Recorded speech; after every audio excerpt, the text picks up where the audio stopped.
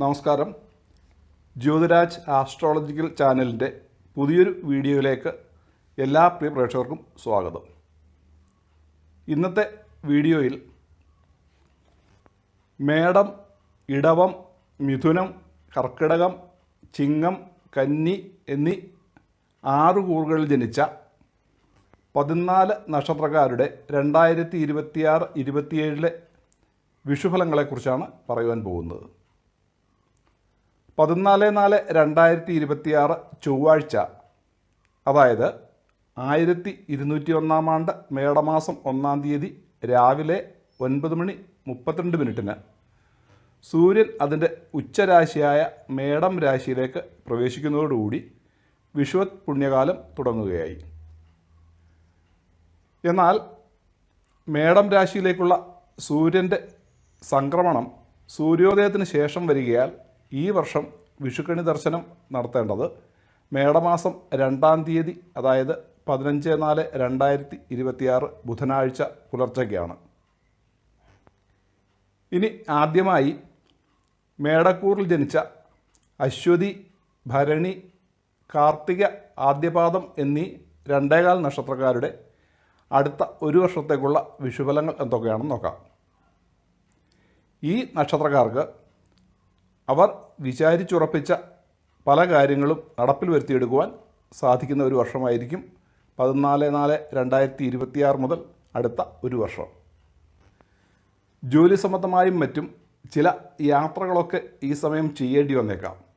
എങ്കിലും ഈ യാത്രകളിൽ കൂടി ഈ നക്ഷത്രക്കാർക്ക് അവർ ഉദ്ദേശിച്ച പല കാര്യങ്ങളും നേടിയെടുക്കുവാനും മറ്റുള്ളവരുടെ പ്രീതി സമ്പാദിക്കുവാനും കഴിയും. എന്നാൽ ഇപ്പോൾ 7ര ശനിയുടെ ആദ്യ ചരണം നടന്നുകൊണ്ടിരിക്കുന്നതിനാൽ ചില്ലറ യാത്രാക്ലേശങ്ങളും ബന്ധുജനങ്ങളെ വിട്ടു നിൽക്കേണ്ടി വരുന്നതിനാലുള്ള പ്രയാസങ്ങളും അനുഭവത്തിൽ വരാം. ചിലർക്ക് വിദേശത്തോ വീട് വിട്ട് ദൂരസ്ഥലത്തോ ജോലി കിട്ടുന്നതിനോ അഥവാ സ്ഥലം മാറ്റം ഉണ്ടാകുന്നതിനോ സാധ്യതയുണ്ടെങ്കിലും അതിൽ കൂടി കൂടുതൽ സാമ്പത്തിക നേട്ടങ്ങൾ ഉണ്ടാകും. എന്നാൽ ചിലവ് അധികരിക്കാതിരിക്കുവാൻ പ്രത്യേകം ശ്രദ്ധിക്കുക. ഇവർക്ക് മിഥുനം, കന്നി, മകരം, കുംഭം എന്നീ മാസങ്ങൾ മറ്റു മാസങ്ങളെ അപേക്ഷിച്ച് ഏറ്റവും നല്ല മാസങ്ങളായിരിക്കും. രണ്ടാമതായി ഇടവക്കൂറിൽ ജനിച്ച കാർത്തിക നക്ഷത്രത്തിൻ്റെ 2, 3, 4 പാദങ്ങൾ, രോഹിണി, മകയിരം നക്ഷത്രത്തിൻ്റെ 1, 2 പാദങ്ങൾ എന്നിവർക്ക് മെയ് മാസം വരെയുള്ള സമയം ഏറ്റവും നല്ല സമയമായിരിക്കും. ഈ സമയം കൂടുതൽ സാമ്പത്തിക നേട്ടങ്ങൾ ഉണ്ടാക്കുവാനും കുടുംബസുഖത്തിനും മനസ്സന്തോഷത്തിനും സാധ്യതയുള്ള സമയമാണ്. വിദ്യാർത്ഥികൾക്കും ഈ സമയം ഏറ്റവും നല്ലതായിരിക്കും. വിദ്യാഭ്യാസ കാര്യങ്ങളിൽ കൂടുതൽ ശ്രദ്ധ കേന്ദ്രീകരിക്കുവാനും മികച്ച വിജയം കരസ്ഥമാക്കുവാനും സാധിക്കും. ഏതെങ്കിലും വിധത്തിലുള്ള സൽകീർത്തിക്കും ഈ സമയം സാധ്യതയുണ്ട്. ഉദ്ദിഷ്ട കാര്യങ്ങൾ പലതും വിജയകരമായി പൂർത്തീകരിക്കും. എന്നാൽ മെയ് മാസത്തിന് ശേഷം സ്ഥാനചലനത്തിനോ അഥവാ ഗൃഹം മാറി താമസിക്കുന്നതിനോ സാധ്യതയുണ്ട്. കാര്യങ്ങളിലൊക്കെ ചെറിയ ചെറിയ തടസ്സങ്ങളും ഈ സമയം നേരിടേണ്ടി വന്നേക്കാം.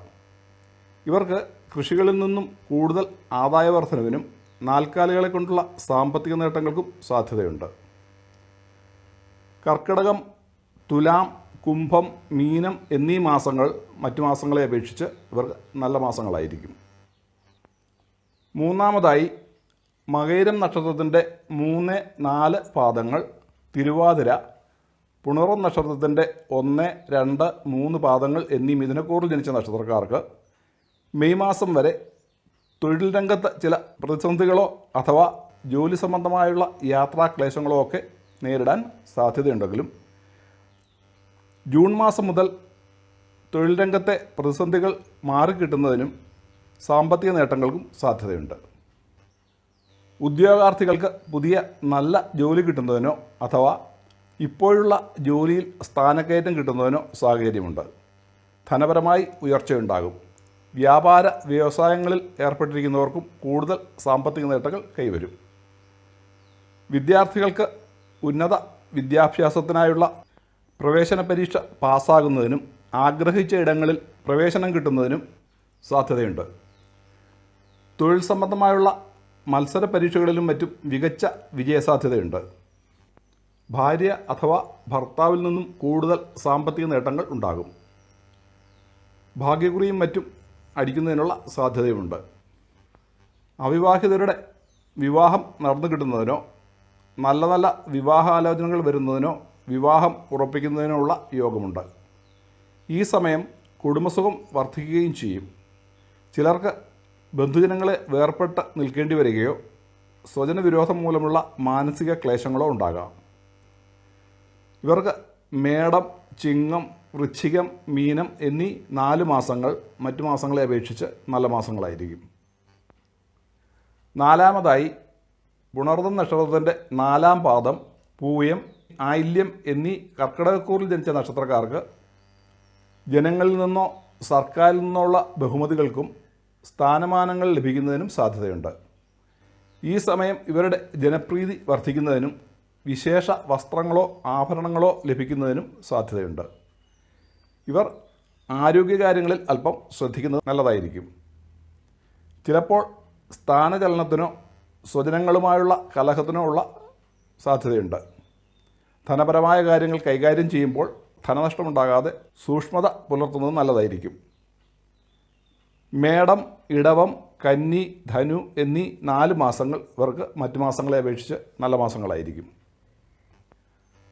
5-ാമതായി മകം, പൂരം, ഉത്ര നക്ഷത്രത്തിൻ്റെ ആദ്യപാദം എന്നീ ചിങ്ങക്കൂറിൽ ജനിച്ച നക്ഷത്രക്കാർക്ക് മെയ് മാസം വരെ പൊതുവെ സാമ്പത്തിക നില വളരെ മെച്ചപ്പെട്ടതായിരിക്കും.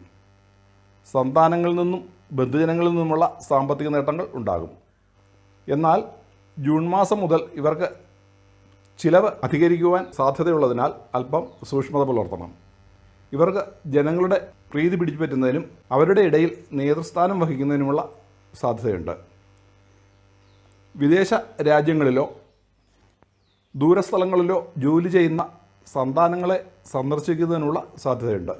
ആരോഗ്യകാര്യങ്ങളിലും ഭാര്യ അഥവാ ഭർത്താവുമായി കലഹമുണ്ടാകാതെ ഇരിക്കുന്നതിനും പ്രത്യേകം ശ്രദ്ധിക്കുക.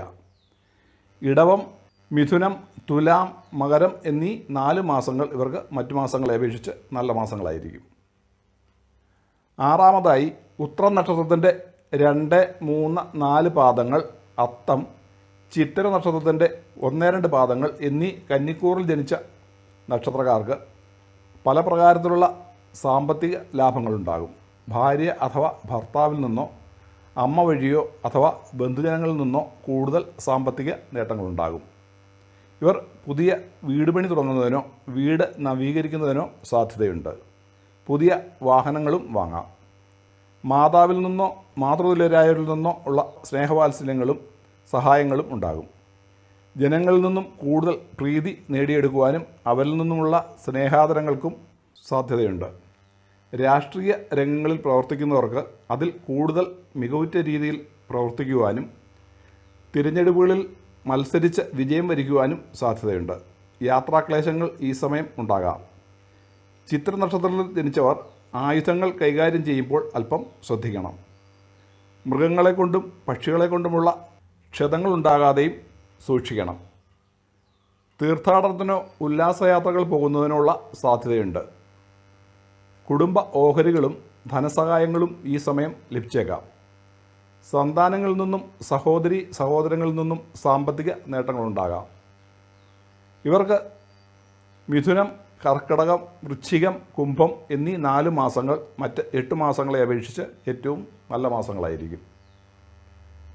മേൽപ്പറഞ്ഞവയൊക്കെയാണ് മേടം മുതൽ കന്നി വരെയുള്ള 6 കൂറുകളിൽ ജനിച്ചവരുടെ മേടമാസം 1-ാം തീയതി മുതൽ അടുത്ത 1 വർഷത്തേക്കുണ്ടാകാനിടയുള്ള വിഷുഫലങ്ങൾ. തുലാം മുതൽ മീനം വരെയുള്ള 6 കൂറുകളിൽ ജനിച്ചവരുടെ വിഷുഫലങ്ങൾ അടുത്ത വീഡിയോയിൽ പറയുന്നതായിരിക്കും. ഇന്ന് ഈ വീഡിയോ ഇവിടെ നിർത്തുന്നു. പ്രിയ പ്രേക്ഷകർക്ക് ഈ വീഡിയോ ഇഷ്ടമായാൽ ലൈക്ക് ചെയ്യുമെന്നും ഷെയർ ചെയ്യുമെന്നും ഇതുവരെയും ഈ ചാനൽ സബ്സ്ക്രൈബ് ചെയ്യാത്തവരാണെങ്കിൽ സബ്സ്ക്രൈബ് ചെയ്യുമെന്നും അടുത്ത വീഡിയോയുടെ മുന്നറിയിപ്പ് കിട്ടുന്നതിന് വേണ്ടി ബെല്ലൈക്കൺ അമർത്തുമെന്നും പ്രതീക്ഷിക്കുന്നു. അടുത്ത പുതിയൊരു വീഡിയോയുമായി വരുന്നവരേക്കും എല്ലാവർക്കും ശുഭാശംസകൾ.